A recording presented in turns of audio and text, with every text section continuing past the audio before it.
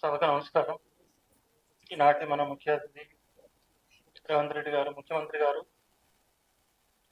మా సన్నిహితులు రెవెన్యూ శాఖ మంత్రి పొంగులేటి శ్రీనివాసరెడ్డి గారు, సమాచార శాఖ కమిషనర్ ప్రియాంక గారు, రాఘవుల్ గారు, వేదికపై ఉన్న పెద్దలందరికీ, సిపిఎం పార్టీ రాష్ట్ర కార్యదర్శి ఎస్పీ గారు, రంగన్న, అందరికీ నమస్కారం.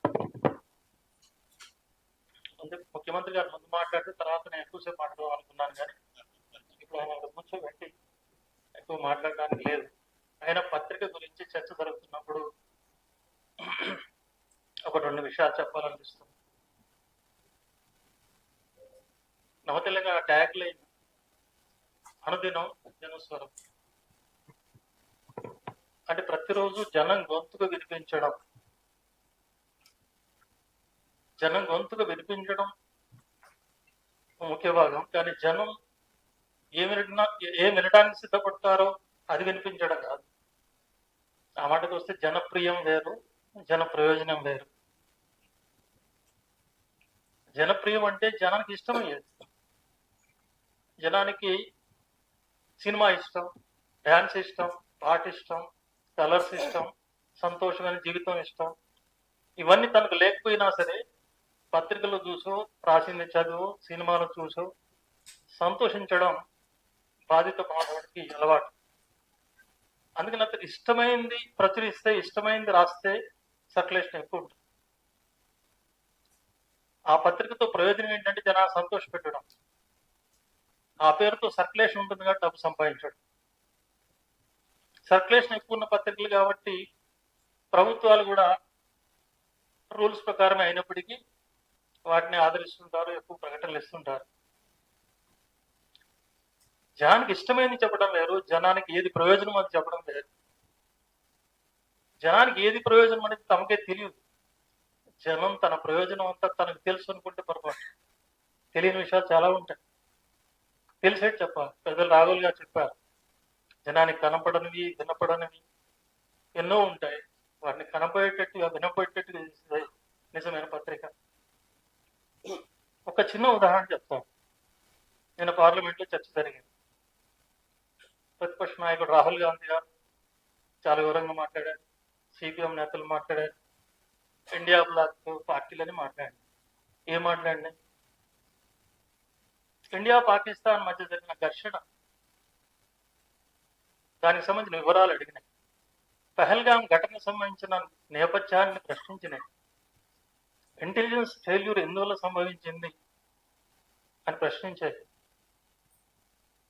యుద్ధం జరగబోతోంది, పాకిస్తాన్ అంతా ఖతమైపోతోంది అని దేశం అంతా ఊగిపోతున్న నేపథ్యంలో సడన్ గా యుద్ధ విరమణ జరిగిపోయింది, కాల్పుల విరమణ జరిగిపోయింది. దీని మతలు ఏంటి అని అడిగినాయి. ఆ వార్త మీరు చెప్పకుండా, పాకిస్తాన్ వాళ్ళు చెప్పకుండా ట్రంప్ చెప్పడంలో వెనకున్న కుట్ర ఏంటి అని అడిగినాయి.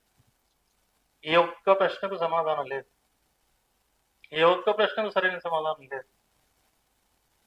సమాధానం చెప్పకపోవడం వాళ్ళ నైజం, కానీ చెప్పలేకపోతుంది ప్రభుత్వాన్ని దోషిగా నిలబెట్టాల్సిన నాలుగో స్తంభం, ప్రజాస్వామ్య నాలుగో స్తంభం పత్రికలు ఎన్ని ఆ ప్రశ్న వేస్తున్నాయి, ఎంతమంది నిలబెడుతుంది?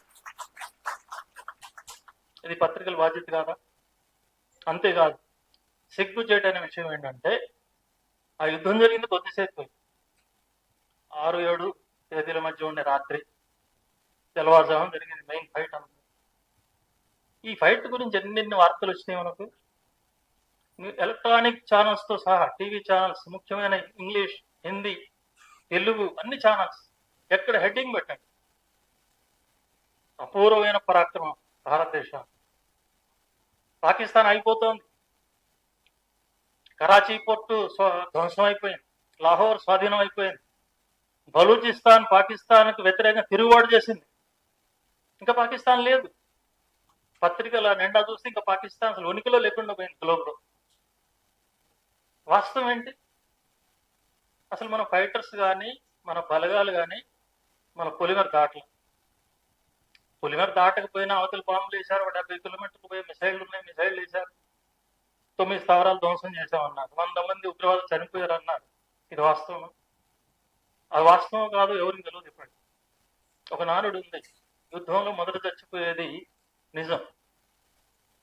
ఆ నిజం బయటకు తీయాలి. బయట తీసే బాధ్యత పత్రిక, బయట తీసే పాత్రికేయుడు. ఆ బాధ్యత మర్చిపోయారు. విమానాలు కూలిపోయినాయి అన్నారు. ఎన్ని కూలిపోయినాయి? ప్రత్యక్షంగా పాల్గొన్నటువంటి ఎయిర్ మార్షల్, ఆయన బ్రిగేడియర్, ఆయన ప్రశ్న అడిగితే భర్తీ, ఆయన అడిగి చెప్తాడు యుద్ధం తర్వాత నష్టాలు ఉంటాయని. అంటే నష్టాలు ఉంటాయని ఒప్పుకున్నాడు. ఎన్ని అంటే చెప్పడు. తర్వాత మన ఎయిర్ చీఫ్ విదేశాలకు వెళ్ళినప్పుడు అప్పుడు ఒక మీటింగ్ జరిగింది. విమానాలు కూలిపోయిన నిజమే, రాఫెల్ కూడా కూలిపోయిన నిజమే అన్నాడు. ఎందుకు దాస్తున్నారు ఇది? బహుశా చాలా పెద్ద ఒక ఉన్మాదం సృష్టించారు రాఫెల్ గురించి. మనందరూ తెలుసు. ప్రతిపక్షం, కాంగ్రెస్, సిపిఎం అనేక ప్రశ్నలు వేసినాయి. రాఫెల్ నుంచే, ఫ్రెంచ్ వాళ్ళ నుంచే విమానాలు ఎందుకు తీసుకొచ్చుకోవాలి, రష్యా వాళ్ళ సప్లై ఉంది కదా, అప్పుడు ఏదో బుకాయించారు, తీసుకొచ్చారు. రాఫెల్ వస్తుంటే కూడా టీవీలు పెద్ద పెద్ద బొమ్మలు వేసినాయి. అక్కడ నుంచి బయలుదేరినప్పుడు ఎయిర్ జర్నీని కూడా చాలాసేపు చూపించారు.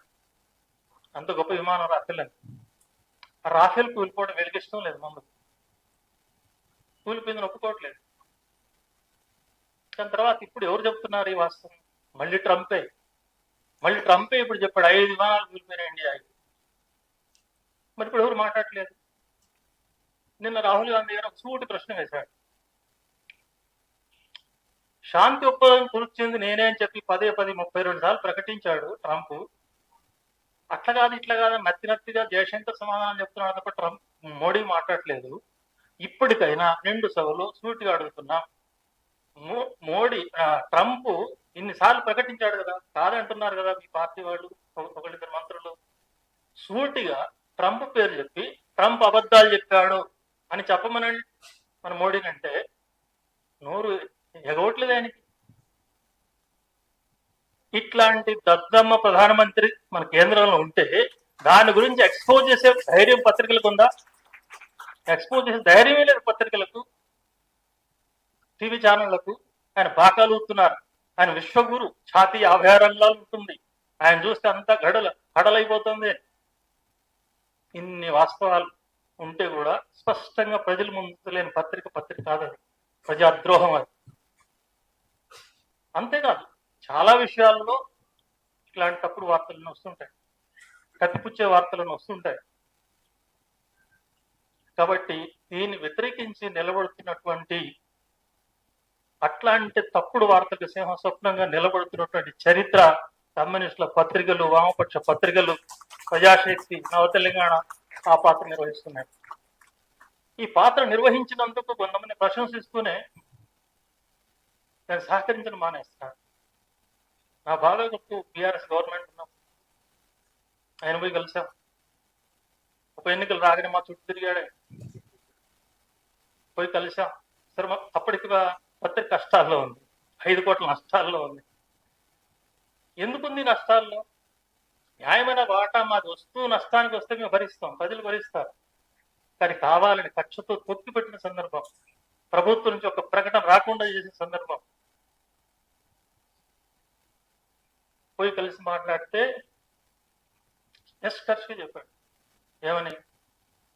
మాకు వ్యతిరేకంగా మీరు పత్రికల్లో వార్తలు రాస్తే మీకు ఒక్క ప్రకటన కూడా ఇవ్వం, ఎందుకు ఇవ్వాలి అని ఆగ్రహంగా ప్రశ్నించాడు.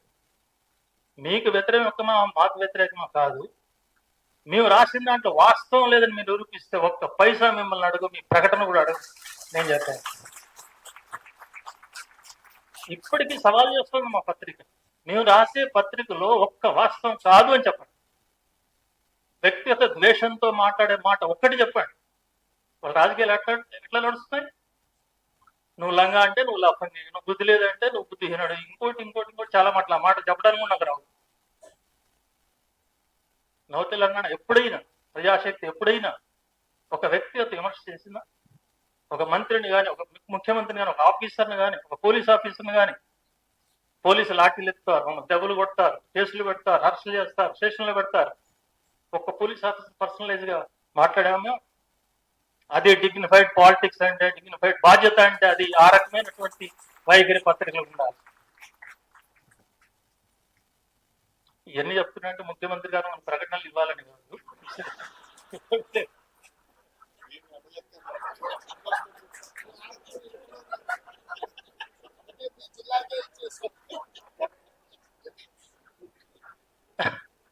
ప్రజాశక్తి నవ తెలంగాణ విడిపోయినప్పుడు మీరు పాల్గొన్నారు, ఎంతమంది పాల్గొన్నారో తెలియదు. పాల్గొన్న అప్పుడు కూడా వేదిక మీద ఉన్న ముఖ్యమంత్రి కేసీఆర్ గారు వచ్చాడు. ఇది లైవ్ వెళ్తుంది, ఆయన వినాలి సార్, ఎక్కడో లేదు. కేసీఆర్ వచ్చాడు. ఈ విషయాలను చెప్తున్నాం. ఇది కష్టజీవుల పత్రిక, దీనికి సహాయం అవసరం ఉంటుంది. ఈ సహాయం న్యాయంగానే చేయండి. అందరికి వచ్చిన వాటాలో మా వాటా మాకు రానియండి అంటే ఈ పత్రిక గురించి చాలా గొప్పగా మాట్లాడి, ఈ పత్రికను బతికించే బాధ్యత నాది, దాన్ని నిలబెట్టే బాధ్యత నాది అని మాట్లాడు. దాన్ని అడుగుదాహ దొక్కిందాగా వదిలిపెట్టచ్చు. అట్లా ఉంటాయి కొన్ని రాజకీయాల్లో అట్లాంటి కపటత్వం ఉండవు. రేవంత్ రెడ్డి మాటలు కొంత సంతోషం కలిగిస్తాయి, చేతలు కూడా కలిగిస్తున్నాయి. ఇప్పటి వరకు కొన్ని లోపాలు ఉంటాయి. ఈ లోపాలు ఎత్తి చూపుతాం.